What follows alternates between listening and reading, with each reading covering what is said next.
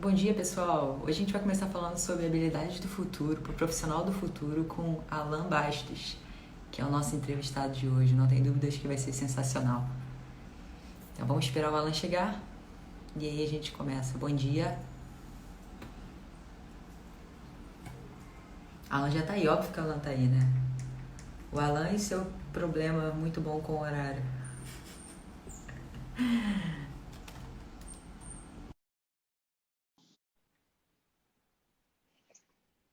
Tá ligado? Tô Bom aqui, dia! Você ouviu o que eu disse? tô aqui tô vendo o que você está falando, né? Porque tem um delay, né? 9 horas, Com 9 horas, né, Rafinha? 9 horas e 30 segundos o Alan já estava pedindo atualização. 30 segundos porque é o momento que você Delay. erra várias vezes o botão assim, sabe? Senão seria 9 e 3. Tudo bem, Alan? Bom dia. Bom Mais dia, uma vez, né? A Rafinha. gente já está se falando desde 6 horas da manhã, mas bom dia ao vivo. É, bom dia ao vivo. Eu não sei se eu tô feliz ou se eu tô bravo com você, né? Por quê? Porque para falar desse assunto em 1 hora, eu tive que fazer. Eu tô cheio de anotação aqui, porque eu tô pensando assim, eu vou falar sobre isso, eu vou esquecer aquele negócio. Quando acabar a live, eu vou ficar puto comigo mesmo, que eu esqueci. Meu cafezinho aqui. E diferente da live com a Alan Marques, o copo é o mesmo, mas com a Alan Marques é cerveja, com a Rafa Brandão tem que ser água com gás. Pô, se tu toma Então, uma cerveja 9 horas da manhã, eu fico preocupada com você, hein? não, mas os alemães fazem isso há séculos e está tudo certo. Isso é uma das capacidades, uma das habilidades do futuro, que não Feriado? existe, né? Que o futuro é agora. Não. Adaptação. Marques, eu vou na cerveja com você. Se eu fizer na cerveja, eu vou tomar esporro. Muito bom, Alan. Obrigada por ter aceitado esse convite. Sempre nesses convites aí dos entrevistados, quem ganha primeiramente sou eu, né? Que tem a oportunidade de pegar umas dúvidas reais minha e transformar numa linguagem para todas as outras pessoas, né? De uma forma mais simples. E como eu disse no Stories, na hora que eu divulguei, você tem duas habilidades que para mim são fundamentais e que eu me espelho muito nisso, que é a capacidade, além de transformar no simples, você tem a compreensão e a consciência de que isso é muito importante. Você é um cara que eu considero que lê muito, tem volume de leitura muito grande, principalmente no lado científico, e tem a preocupação de pegar o lado científico e transformar para o simples. E a outra coisa é que junta uma na outra, que é com o objetivo de ajudar as pessoas. Então, isso, com certeza, para mim, é algo muito importante. Com certeza eu aprendi com você, aprendi com a Edma isso. E eu queria muito agradecer isso para falar que eu estou muito feliz de você estar aqui. Não só eu tenho você todos os dias, né, Alan? A gente conversa todos os dias, mas de mostrar para a galera aí pelo menos uns 3% do que a gente conversa. É, será que a gente chega em 3? Não sei, vamos ver, né? É difícil. Eu tô aqui, eu tô com um branco na minha cabeça, porque é muita coisa, né? Mas Eu deixa eu só acho falar uma coisa rápida, Rafinha, que é só. importante. A gente está entrando para bater um papo sobre habilidades do futuro, que você certamente daqui a pouco vai falar que não dá para prever o futuro, mas eu não sou nenhum especial. Ah, pô, fui conversar lá com um especialista em habilidades do futuro, Alan Bastos. Pelo amor de Deus, tem nada. Inclusive, eu vou falar muito de coisas que é como eu sinto. Eu vejo, eu pego uma informação na internet, vejo o que a pessoa colocou. Falo, pô, legal, mas eu percebo um pouco diferente isso, né? Então, não tem. Eu vou falar muito mais da minha experiência do que de uma coisa que eu sou um estudioso profundo, um especialista, muito longe disso. Inclusive, quem me botou nessa enrascada inicialmente foi o Alan Marques, é o meu xará, que eu chamo de xará. Eu estava batendo um papo com ele um dia, tomando um café, ele é meu Alan, sócio. travou o que você disse. Você estava tô nessa enrascada. Voltou? Calma, Voltou? tá meio robótico ainda, mas ainda não. Vamos aguardar. Ainda não voltou, não. Tu consegue ver tua conexão aí? Voltou? Pra mim, a Edma tá falando aqui que voltou. É que você, para mim, tá perfeito. Foi? Podemos seguir? Falar com a nossa Foi. diretora aí se tá certo. Acho que Voltou. voltou. Obrigado, Emerson. Nossa diretora ali nos ajudando. Deixa eu tentar Então, mexer na minha. sua, né?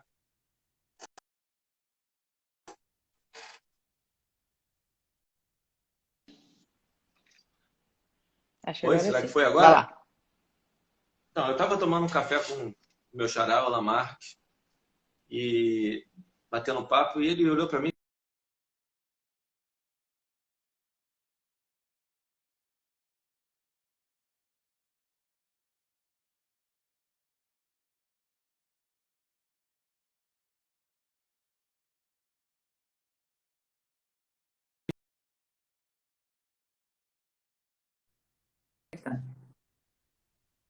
Acho que agora foi. Foi. Foi. Botei aqui no meu 4G. Deixa eu só ligar meu Bluetooth.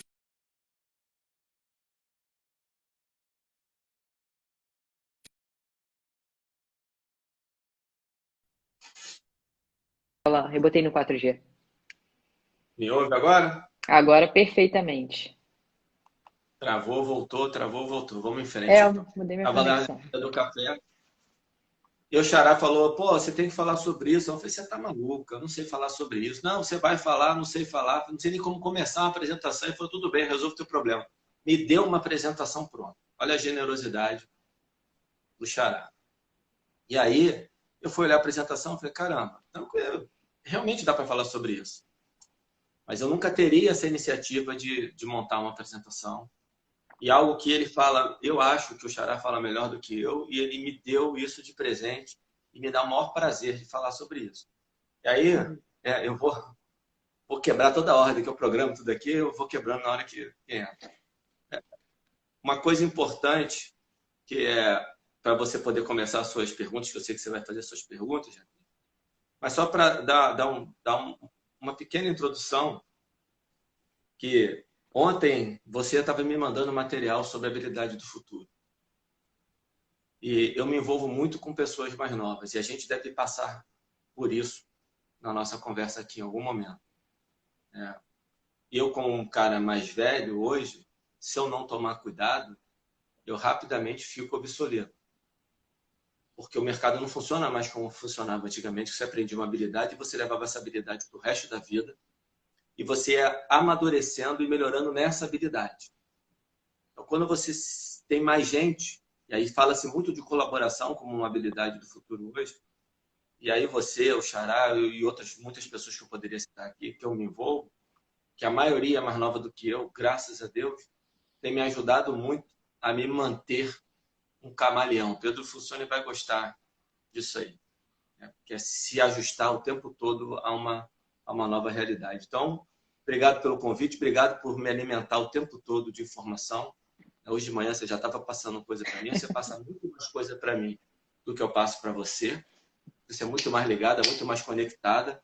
Eu te Você que agradeci pensa. hoje de manhã, né? Eu falei, ainda bem que eu tenho vocês, senão eu estava ferrado, estava aqui ficando. Só sei ler artigo científico, só sei pesquisar no PubMed. É um inferno isso. É uma coisa que eu vou ter que aprender. Agora, foi mal, deixa eu passar a bola para você. Nada, eu ia perguntar, e você falou uma coisa muito interessante antes disso, Alan, que você se envolve com pessoas mais novas, porque você provavelmente você enxergou algo que é tendência no mundo, mas que acho que tem uma certa resistência, né? Nós lidamos com os seres humanos, que é você entender que talvez a sua experiência não seja algo como top one da sua carreira, que vai determinar a sua carreira. Obviamente, experiência é algo muito interessante, é algo bom, mas o se reinventar, o entender que as coisas estão mudando e tem pessoas de 20 anos que talvez te deem um banho, porque elas estão acompanhando a tendência. Isso é fundamental.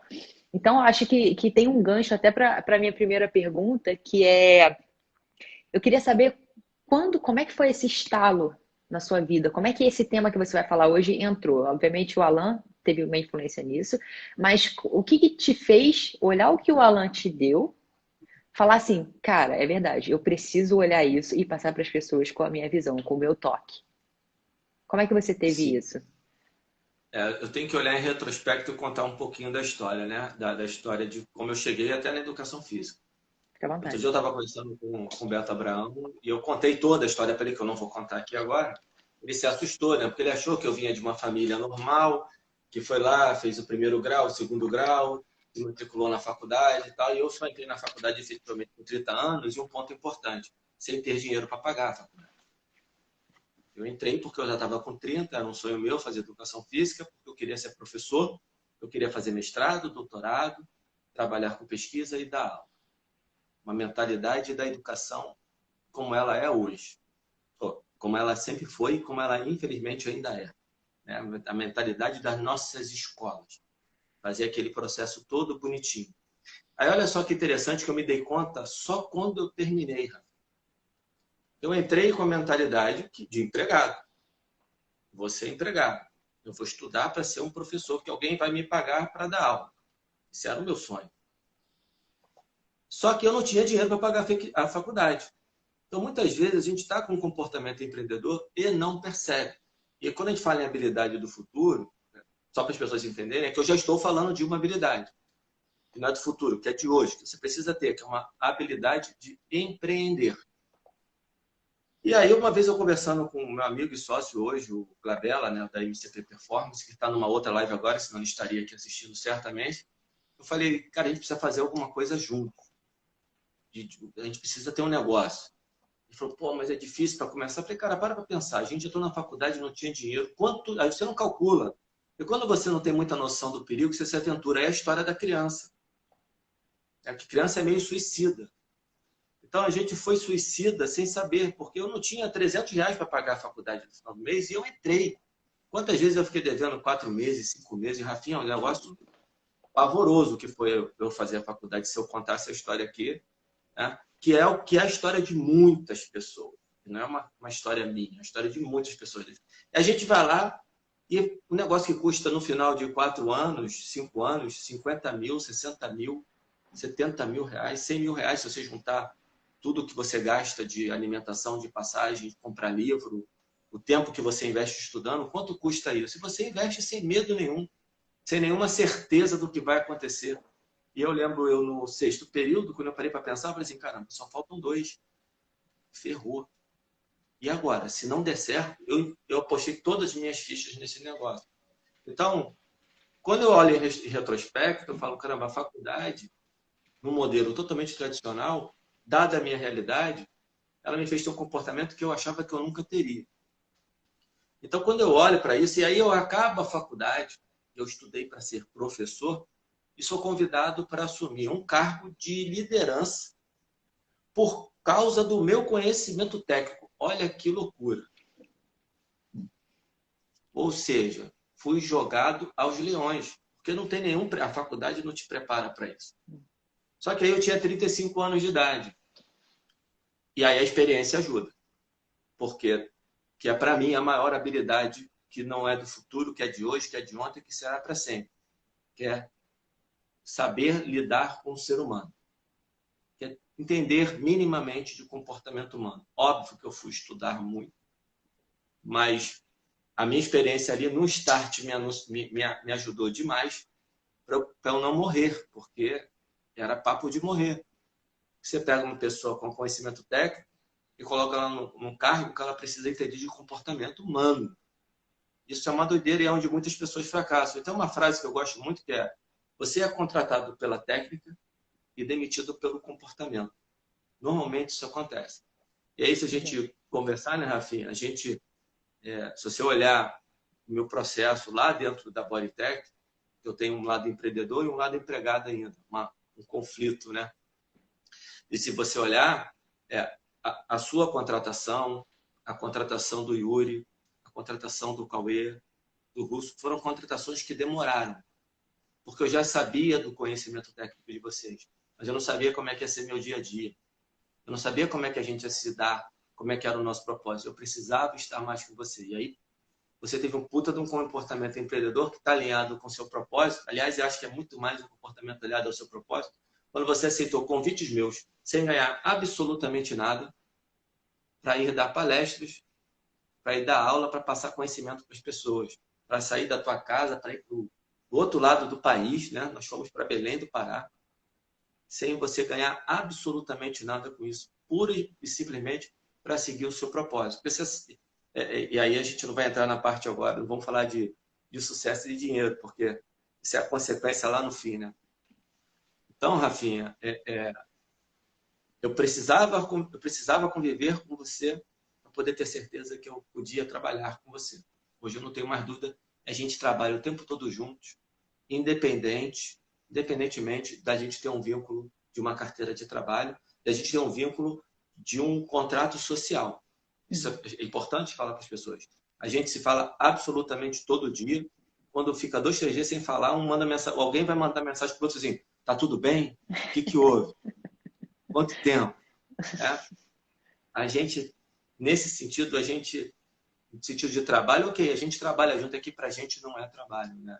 Para a gente é a realização de um propósito. Então, quando eu olho em retrospecto, e aí o Xará chega e bota na mesa e fala assim, Alan, você precisa falar sobre isso, aí eu entendo um pouquinho por que eu consegui chegar e chegar a falar sobre isso e chegar nas posições que eu cheguei para poder executar o meu propósito, poder colocar em prática aquilo que eu acredito e que eu não sei transformar em palavras até hoje. Perfeito, Alan. Vamos começar então respondendo a pergunta tema, né? É óbvio que a gente aqui não vai querer prever o futuro, quem somos nós, não temos nessa capacidade. Um exemplo é que é hoje, né? O que está acontecendo. Ninguém sabe o que vai acontecer amanhã. O ser humano não é capaz de prever o futuro, e o objetivo aqui, obviamente, não é esse. Então, eu queria muito falar de necessidade, né? De habilidade necessária. Eu queria saber, na sua opinião, você já disse uma competência aí que você acha, que você julga importante, que é você saber lidar com pessoas. Eu queria saber quais são essas competências, quais são essas habilidades que você acha necessária que um profissional precisa trabalhar para ele ter lá na frente o diferencial e saber lidar com o que vier no futuro. O que você acha importante, irmão? Tá, tem várias maneiras de abordar isso. Você ontem mandou um negócio muito interessante para mim, que tem lá as 10 habilidades do futuro, e que eu pego, para mim, elas estão, muitas se misturam ali, eu condensaria, eu não vou falar exatamente como está lá, eu mandei para vocês de manhã tudo isso que a galera está falando, e eu sei que você vai pedir depois de recomendação de leitura, eu já passei para você um monte de coisa, mas tem um pedido meu para todo mundo que está assistindo a live. Entra lá no livro do Harari, As 21 Lições para o Século XXI. Tá aqui. Você está com pouco tempo, tá difícil, isso, esse livro aí. E lê só o capítulo de educação, por favor. Se ler o capítulo de educação, precisa, pode sair agora da live, vai lá, abre o livro e lê esse capítulo, pelo amor de Deus. É quase que um apelo. Tudo que todo mundo está falando, de alguma maneira, está ali. Então, todas as habilidades estão faladas ali. Eu posso falar de várias maneiras. A primeira coisa que eu acho que é importante é uma tríade, Rafinha, que ela começa com o seu propósito. Mesmo que você não consiga defini-lo, entenda que você tem um. E dentro desse propósito, você tem um comportamento empreendedor e uma capacidade de liderança. Você não precisa ter equipe para ser líder. Então, isso para mim seria uma base da pirâmide que começa com um propósito. Né? Por que eu levanto todo dia de manhã para fazer tudo o que eu faço? Por que ao meu relógio me despertar lá 5, 5h30, 6 horas da manhã, eu estou morrendo de sono e eu adoraria continuar dormindo? Por que eu levanto feliz? Porque eu não levanto triste. Tem gente que levanta triste. Quem levanta triste não é porque está no trabalho errado, é porque não está alinhado com o seu propósito. Então, a primeira coisa, Rafinha, realmente eu acho que para um ser humano é definir o propósito. E aí vem a minha briga. Eu já tive algumas discussões com algumas pessoas. Quando eu falo de uma empresa, e você hoje não vai fixar aqui o que é a conversa, não? Lembrei de agora, isso agora porque a Edma mandou mensagem. Eu também sou lembrei por causa da mensagem da Ellie. Edma sempre salvando a gente, meu Deus. Pois é, nossa diretora Porra, diretora de tudo. De vida. Fala aí. Então, Rafinha, uma vez eu estava na discussão e falando assim, cara, qual é o propósito de tal empresa? Ah, o propósito dessa empresa especificamente tem no propósito dela dar lucro aos acionistas. Cara, isso não é propósito. Não, Alan, é claro que isso é propósito. Lucro é propósito. Não, lucro é consequência. E quando você faz alguma coisa amarrada ao que você precisa, que você quer ganhar como dinheiro, você corre o risco de precisar quebrar alguns princípios seus, alguns valores. Aí tem um livro, dos livros que eu te mandei, tem um que é o Empresas Feitas para Durar, que é anterior ao livro do Simon Sinek, que eu também te mandei, que é o Porquê. Esse livro fala muito de valores centrais. Você precisa estar alinhado aos seus valores centrais. Ele dá exemplo de empresas de sucesso, são vários exemplos de empresas de sucesso, e todas elas não se desalinharam do seu valor central. E a consequência, você vai fazer, quando você está alinhado com o seu valor central, a consequência é você ter lucro. E lucro, a gente está falando aqui de dinheiro, mas é lucro em todos os sentidos. É realmente ter a resposta daquilo que você se propôs a fazer. Então, ter uma causa, eu acho que é fundamental, entendê-la, ainda que você não consiga externar em palavras. Eu, por exemplo, não consigo externar meu propósito em palavras até hoje. Mas certamente você vai conseguir, em cima desse propósito, criar várias missões, e essas missões são mais fáceis de externar em palavras. A habilidade, aí eu estou te falando de liderança, né? E a liderança é um negócio que dá uma outra live. Mas eu tenho, cada vez que eu falo sobre liderança e pedem para definir de uma maneira, eu falo uma coisa diferente, porque são várias coisas importantes. Mas hoje eu quero falar de empoderar as pessoas. Ser líder é empoderar as pessoas. As pessoas que estão ao seu redor, você consegue ter alguma influência na vida delas que elas realmente não precisem mais de você? Perfeito. Isso é um ponto. E o outro é, quando você tem a liderança aliada ao propósito, e as pessoas, aí ele fala assim, cara, o sujeito, se o Alan pedir, ele se joga debaixo do carro por ele. Não, ninguém vai se jogar debaixo do carro por minha causa. Isso é muito importante o líder entender. A pessoa se joga debaixo do carro por causa dela, mas ela está alinhada e entendeu o seu propósito. Então, ela só veio te seguir, ela só te segue porque você faz um negócio que vai fazer bem para ela, que alinha com o propósito dela. Então, eu olho para a Rafinha e falo assim, cara, Rafinha, cara, ela faz tudo que eu gostaria de fazer. O que ela faz vai fazer bem para mim, vai me fazer crescer, vai me fazer ser uma pessoa melhor. Pô, eu vou seguir a Rafinha. Não tem esse negócio de, cara, Rafinha foda e eu faço tudo pela Rafinha. Eu vou me matar pela Rafinha. Não, eu vou me matar por mim mesmo. O líder precisa entender isso. Porque ele ficar achando que ele faz um negócio para ele, as pessoas vão achar maravilhoso. Então, isso é doar. Você tem que fazer as coisas para as pessoas, para que seja bom para elas. E aí eu volto no empoderamento. Se eu lá no Citar, quando eu fui coordenador lá da Bodytech, algumas coisas as pessoas não entendiam, mas quando eu fazia lá um processo seletivo de estagiário, que as pessoas choravam no processo seletivo, elas choravam. O pessoal passava e chorava. Ah, meu Deus do céu. Quando acabava o processo seletivo, o cara olhava assim, eu tive vários feedbacks desses, falei assim, caramba, eu estou pronto. Eu posso dar aula em qualquer lugar. Não tenho mais medo, eu entro aqui, eu vendo o meu personal agora, eu dou a aula, eu monto minha série, eu estou pronto. Eu empoderei a pessoa. Sem que ela mesmo soubesse. E aí ela entende que às vezes as pessoas demoram um pouquinho para entender também o que você está fazendo é para o bem dela. E nesse processo você perde algumas pessoas. Eu costumo fazer uma brincadeira que você passou por isso comigo e eu faço muito isso. Já até sei. Eu pego a pessoa, coloco no avião, eu mando levantar voo, vai ficar lá, sei lá, 3.000 pés de altura, não sei qual a altura para subir, o piloto vai na altura que ele precisa. Eu seguro a pessoa com o braço e uma mochila com paraquedas com outro e jogo para fora. Bom, se vira, pega a mochila, bota no corpo, senão você vai morrer. E muitas pessoas morrem nessa mesma etapa. Mas as que ficam são aquelas que estão alinhadas com o meu propósito, que estão realmente capazes. No seu caso especificamente, quando eu te empurrei, você já estava com a mochila com a mão no paraquedas, ou seja, eu já peguei você muito pronto. É muito mais fácil. Não estou dizendo que você fez nada por minha causa, estou dizendo que a minha relação com você foi assim, você se assustou no início. Se lembrar, a primeira palestra que você deu, eu te avisei um dia antes. E já fizeram isso comigo. A gente tem tendência a fazer algumas coisas com o outro. Não confundam isso com empatia, por favor.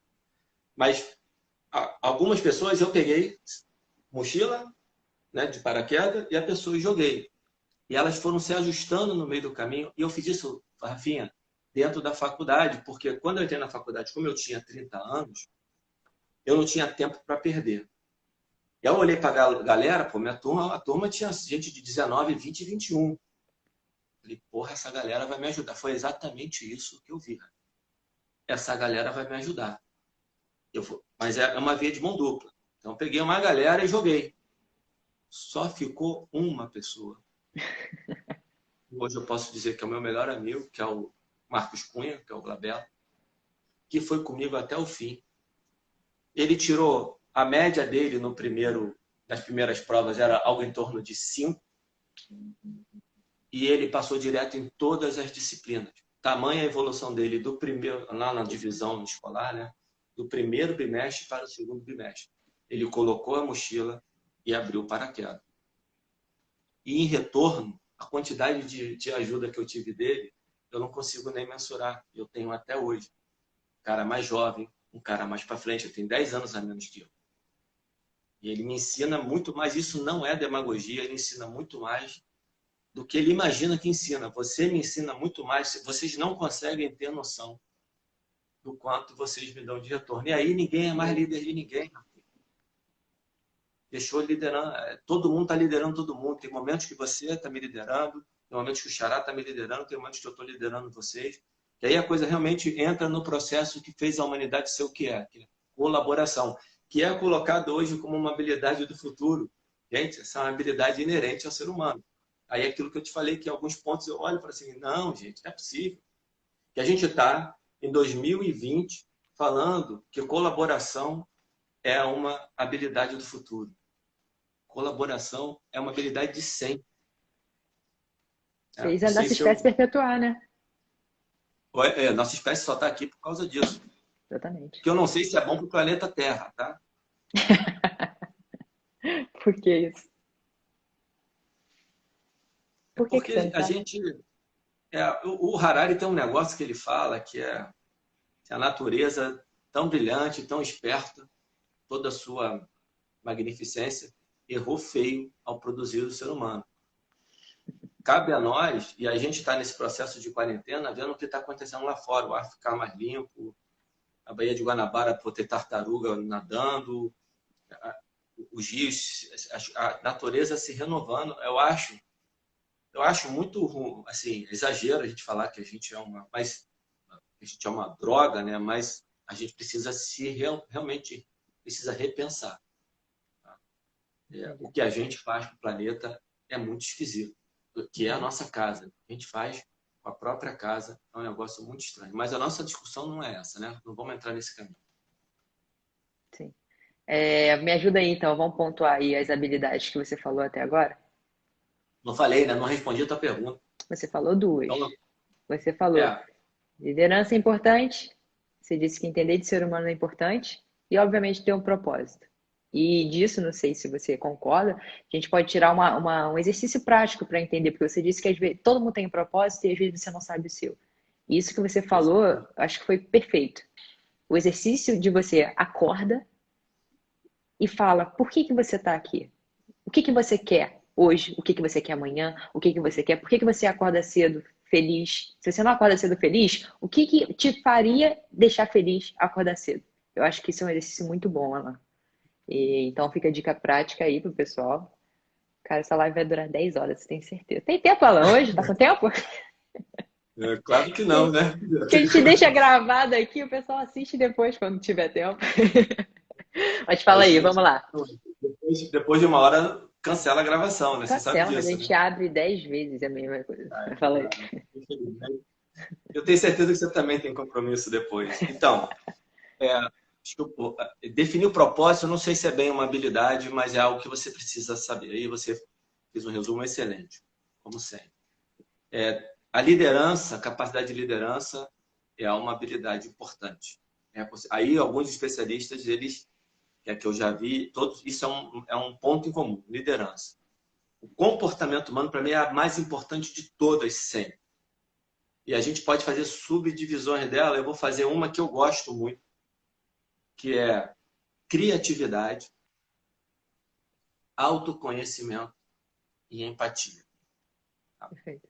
Aí eu posso falar de outros aqui para vocês, para você que vem, para vocês, né?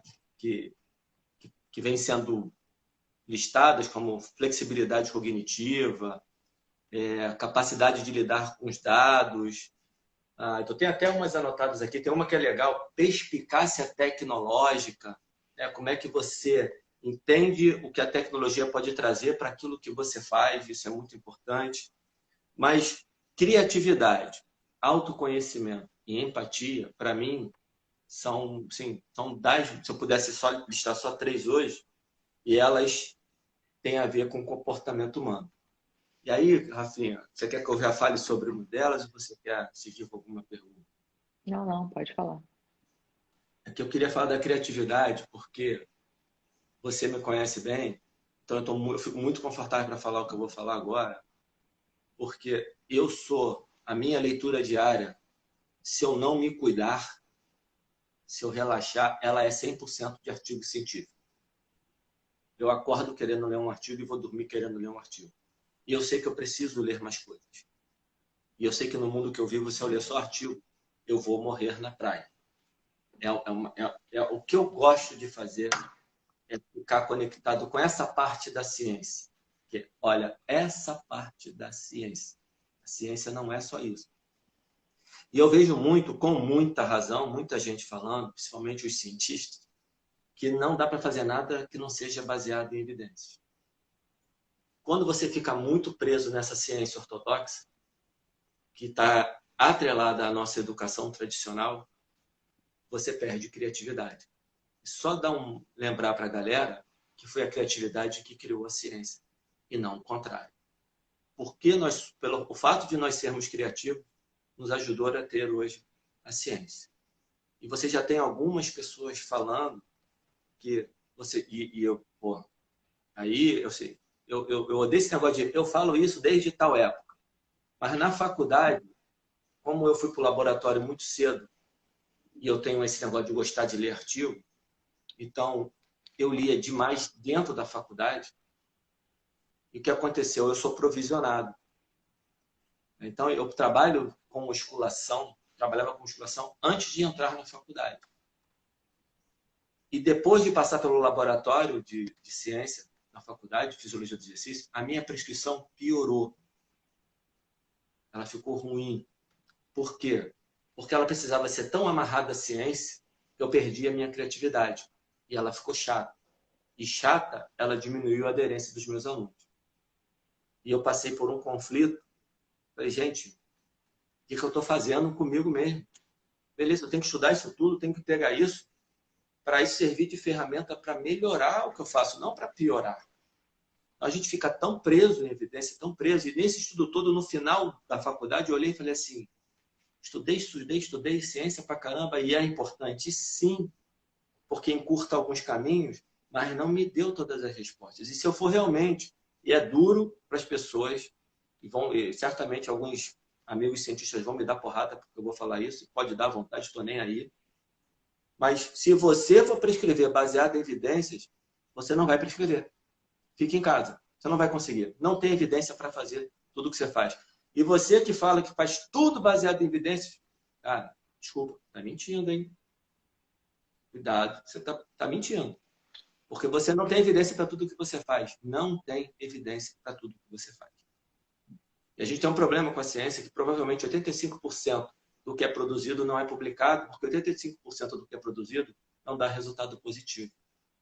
Perfeito. A ciência tende a publicar só o que é resultado positivo.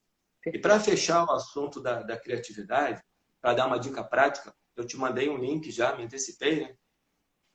Do TED do Marcos Piaget, que ele fala, a parte do TED que ele fala de criatividade.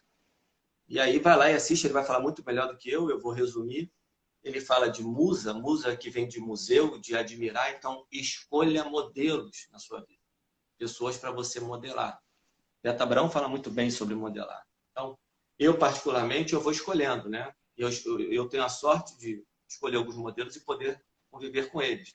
Você, Alan Marques, Beto Abraão, Marcos Cunha, Pedro Ivo, Fábio Cauê, e aí Yuri Ciborgue. Se eu for falando aqui, é ruim porque eu vou deixar um monte de nome de lado. Mas eu modelo várias pessoas, eu admiro, é admirar mesmo, e olhar para assim, e aí, o que essas pessoas fazem de bom? Anote tudo. Anote, anote, anote. Faça as anotações. Você, né, Rafinha, no celular, toda moderna, eu não consegui ainda. Caderninho. Então, papel. Comigo ainda é papel. Não tem jeito. Então, modele e anote. Depois que você anotar, você vai querer ter ideia. E aí você vai ficar confuso. Então, a terceira dica é relaxe. Né? Sai, para, toma um cafezinho, vai fazer um negócio diferente. Quantas vezes você se desliga, vai dar uma corrida, por exemplo, no meio da corrida, puf, aquela ideia surge.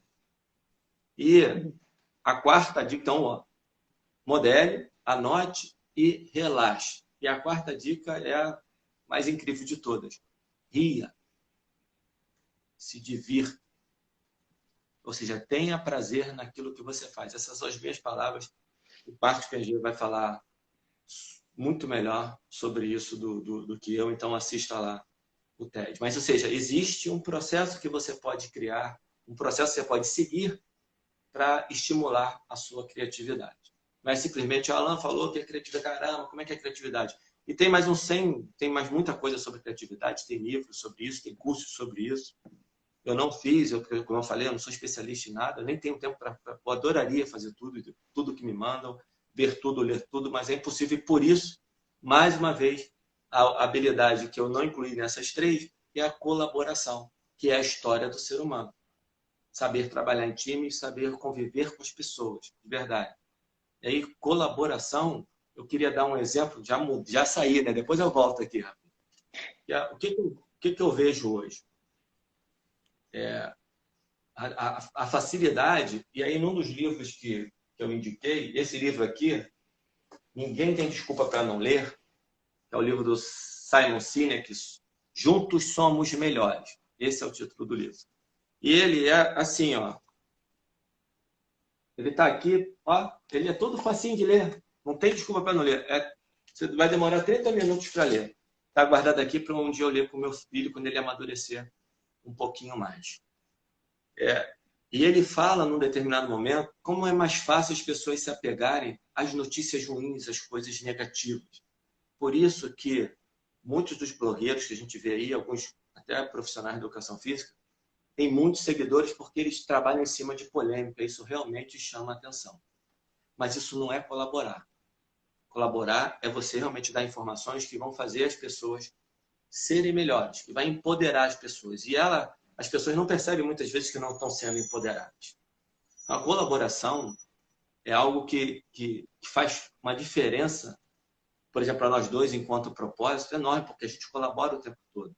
E aí eu vejo as pessoas criticando, as outras falando, e a colaboração ela necessita de respeito demais ao próximo. Vou dar um exemplo no meu trabalho lá na neurociência, no simpósio de neurociência, que é feito dentro da Bodytech.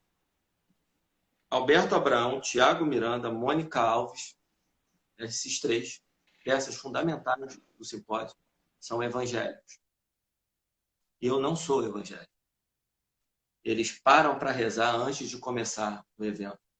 Eles têm uma narrativa no grupo que a gente divide que passa por isso o tempo todo.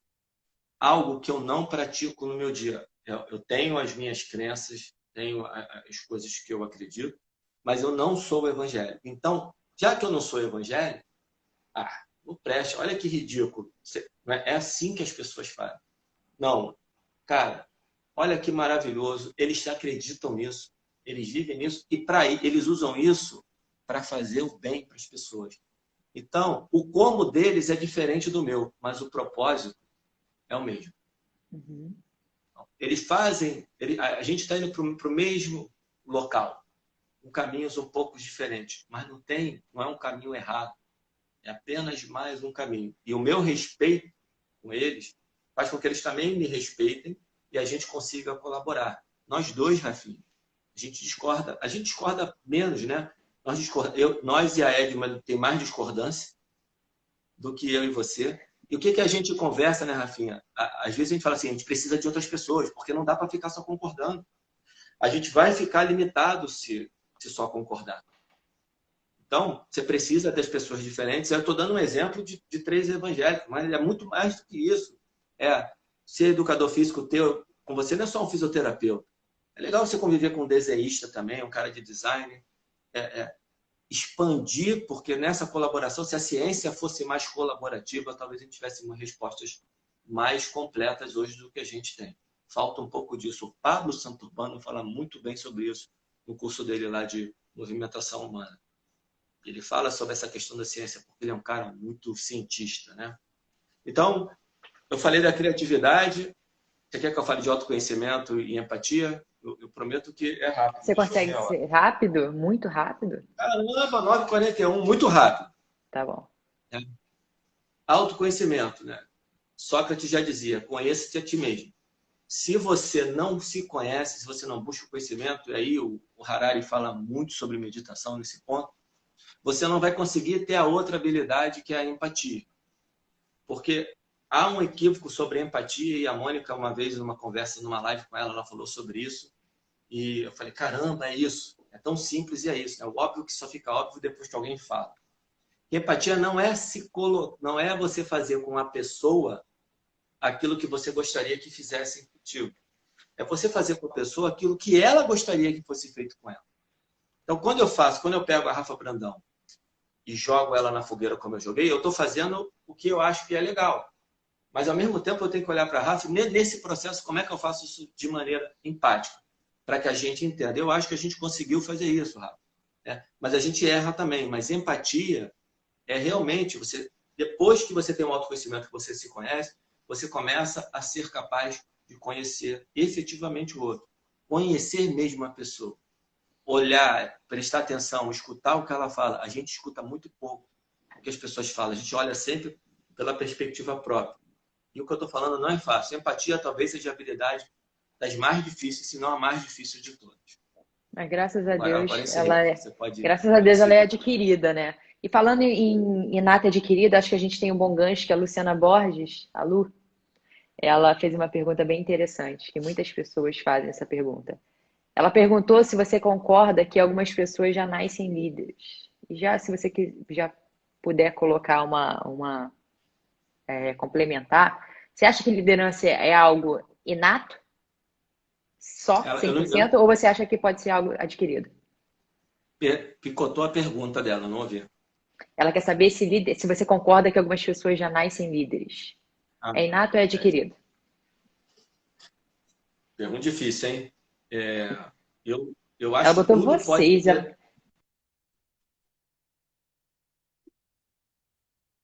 E picotou tudo.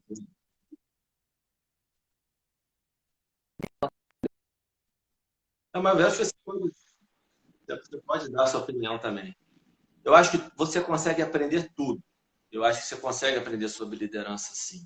Eu tenho um conflito em mim com relação a responder isso, porque eu tenho dúvidas de verdade.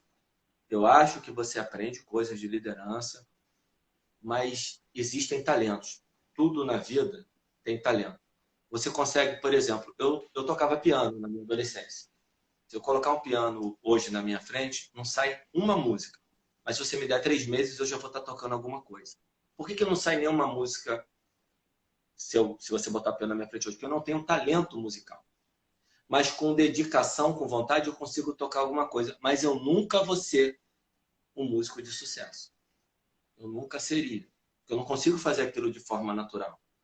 Isso eu tenho certeza, porque eu passei pelo processo, meu pai é músico, e tem uma coisa chamada ouvido musical, que a pessoa que tem ouvido musical, ela discorda de mim. Porque ela pega um violão e ela sai tocando, era só me dedicar que eu seria. Mas quando todo mundo se dedica igual, aquele que tem mais talento vai sobressair. Então, algum talento você precisa ter, mas tudo na vida você é capaz de aprender. Então, dá para aprender a ser líder, sim. Mas eu acho que algumas pessoas têm mais talento para isso do que outras. Entendi. Obrigada, Alan. É uma discussão boa, hein? Boa. que daria para ficar 1 hora, sem dúvidas. Eu tenho uma opinião um pouco diferente, mas a gente está com 15 minutos, então a gente vai ter que ir para outras perguntas, senão a gente não vai conseguir terminar de falar. Com todas essas habilidades aí, Alan, que você falou que é importante, eu tenho uma.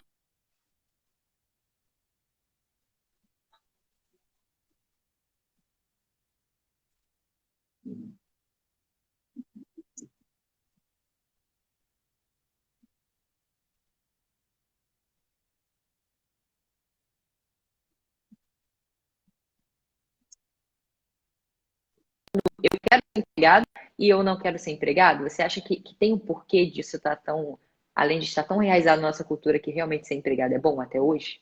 Não sei o que vai ser amanhã. É, em relação ao profissional do futuro, né, que é o profissional de hoje já, só lembrando para a galera isso. Ih, rapaz, o Tá Rafinha sem tá sem áudio? áudio. O meu áudio. Voltou, gente? Voltou? A nossa Vou, diretora. vou, vou repetir a pergunta, gente. Eu quero saber, falando que com o cenário atual, onde as pessoas estão vendo que tem como se reinventar, elas estão tendo que correr atrás, eu queria saber se, quando passar isso tudo, será que as pessoas ainda vão querer ser empregadas? E ele vai falar um pouquinho o que ele acha, se tem alguma explicação pro eu quero ser empregado e ser enraizado na minha cultura, e a explicação por eu não quero ser empregado. Eu acho que algumas pessoas ainda vão querer ser empregadas, né? Eu acho que algumas pessoas ainda querem ser empregadas, eu vejo muito isso. E aí a sua segunda pergunta vai responder por que disso. E algumas pessoas vão entender que elas precisam ser mais empreendedoras, que isso vai ser uma habilidade do futuro, uma habilidade de agora. Lembrando para todo mundo que a gente falou de habilidade do futuro, mas nós não somos cartomantes, né? A gente não está fazendo nenhuma previsão aqui. É como eu enxergo o mundo hoje. Tá? E por que as pessoas querem ser empregadas? Por causa da nossa educação. A maneira como a nossa educação é feita, a maneira como a nossa educação foi criada. A educação é um modelo de educação criado no século XVIII, a partir da Revolução Industrial, que ele é feito direitinho, como é que funcionavam as fábricas. Né? Se você olhar, se você fizer um paralelo com a educação, com a escola e com os modelos de fábricas da Revolução Industrial, é realmente preparar a nossa educação, ela prepara a pessoa para ser empregada. Para mim, essa é a raiz do problema. E a nossa educação, ela é, estou resumindo demais, né, Rafinha? A nossa educação, ela é hoje o seguinte, eu costumo brincar que as peças mudaram no mundo. As peças não são mais as mesmas, o mundo está girando. E a educação é uma ferramenta antiga para peças diferentes. Então, a gente tem um parafuso para apertar e usa um martelo. Dá errado. Vai dar errado. Não vai prender esse parafuso com um martelo. Hoje, para mim, a educação é isso. A educação é isso, não. O nosso modelo de educação é isso. E qual seria o modelo de educação ideal? Ninguém sabe ainda, mas os pedagogos mais avançados, eles falam de 4 6, né? Que é critical thinking, né? Que é o pensamento crítico, a colaboração, a criatividade e a comunicação. Isso precisa ser ensinado. Só que o Harari, ele vai um pouquinho além e ele fala que não adianta mais bombardear todo mundo de informação, que é o que a escola faz, se você não sabe o que fazer com essa informação. E outra coisa, a informação todo mundo já tem acesso. O professor está ensinando o que o aluno pode ver em 2 cliques, 1 clique na internet. Os professores precisam começar a ensinar o pensamento crítico, precisam começar a ensinar as pessoas como absorver toda a informação. Mas isso, de fato, é muito difícil. Eu anotei uma frase que está no livro dele, que eu gosto muito, lá do capítulo que eu indiquei, que é o seguinte: ensinar criança a abraçar o desconhecido e manter seu equilíbrio mental. Olha o que ele está falando. Você ensinar uma criança a abraçar o desconhecido, mantendo o equilíbrio mental, é muito mais difícil do que ensinar uma equação, do que ensinar o que foi a Guerra Mundial de 1900, na década de 40. Então, realmente, a gente tem um processo necessário de mudança do modelo de educação que ninguém sabe ainda a resposta, não sabe como vai ser, mas acho que já há um consenso bem importante na sociedade de que o modelo vigente é absolutamente ultrapassado. E, Alan, quais os reflexos negativos e positivos que você acha, que você enxerga no ser humano com essa cultura enraizada de reprodução, do nosso modelo de educação hoje? Desculpa, Rafinha, picotou aqui. Quais são os reflexos positivos e negativos que você acha dessa nossa cultura enraizada, desse modelo de educação? Olha, eu tenho dificuldade para ver um reflexo positivo hoje, mas ela teve o seu momento, ela teve a sua importância. Eu acho que o formato da ciência nossa hoje, que é muito legal, né? Tirando as críticas que eu já fiz anteriormente, né? Dos 85% que não são publicados, ele deve muito à escola, né? Porque as universidades criaram centros de pesquisas, isso é importante. Mas você também tem centros de pesquisas em grandes empresas que funcionam muito melhor, às vezes com muito mais dinheiro para ser investido. Então, se tem algum efeito positivo, primeiro foi o momento que precisava e o legado que traz em relação ao desenvolvimento da ciência. Aí é uma opinião só, uma visão rápida. Agora, negativo, o principal é que não prepara a pessoa para o mundo que a gente está vivendo. Ensina a pessoa a pensar limitado. Ensina a pessoa que errar é ruim. Porque o que faz da criança? A criança ter uma flexibilidade cognitiva e o adolescente, o adulto também tem, mas os adolescentes, das crianças é muito maior. O que faz a criança ter tanta capacidade, velocidade de aprendizado e ser o ser maravilhoso que é quando você olha uma criança e que a gente perde quando cresce? Uma das coisas é zero problema com erro. Zero. A criança erra sem problema nenhum, ela vai fazer o negócio, cai, está tudo certo. E a escola começa a ensinar para ela que errar é ruim. Você vai fazer uma prova, você errou uma questão, você não tirou 10, você tirou 9. Ou tirou não, caramba, não fui nota 10. Ou seja, aquela questão que eu errei é ruim. E se você analisar, vou dar um exemplo meu da faculdade, por exemplo, eu lembro, como eu estudava muito, principalmente a parte de ciência, né, de biociência, eu lembro muito mais das coisas que eu errei do que das que eu acertei. E essas eu não vou errar nunca mais. Então, o erro ele é importante demais no processo de aprendizado. E a escola mata a nossa capacidade de errar. E aí mata a nossa criatividade, que é uma habilidade imprescindível para qualquer época da nossa vida, em qualquer era. Perfeito, é isso mesmo. Uma vez, Alan, nós temos 5 minutos.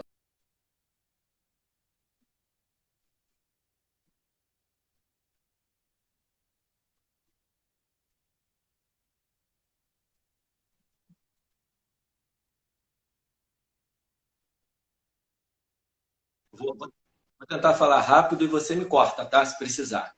Pode deixar. Primeiro, tem várias divisões, né? Você vê as 4 revoluções, né? Tem as 4 revoluções industriais, aí tem outra maneira de falar, né? Revolução agrícola, revolução industrial, revolução tecnológica e revolução da comunicação. Mas tem uma do livro do Tiago Matos, que eu acho muito legal, que ele fala a era da agricultura, a era industrial e a era digital. E a gente está na era digital. E a era industrial, ela tem uma lógica linear, que é o que a gente acabou de falar de educação. Que é assim, você está no chão da fábrica, você está na escola. Na escola é primeira série, segunda série, terceira série, quarta série. É um pensamento linear. Na fábrica, eu só vou ser supervisor se antes eu for office boy. Essa é uma lógica que tem um crescimento. O pensamento é todo segmentado, né? Um é o gerente, o outro é o supervisor. Um cuida do design, outro cuida do parafuso, outro cuida da parte elétrica. Cada um na sua área não se fala, está tudo segmentado, né?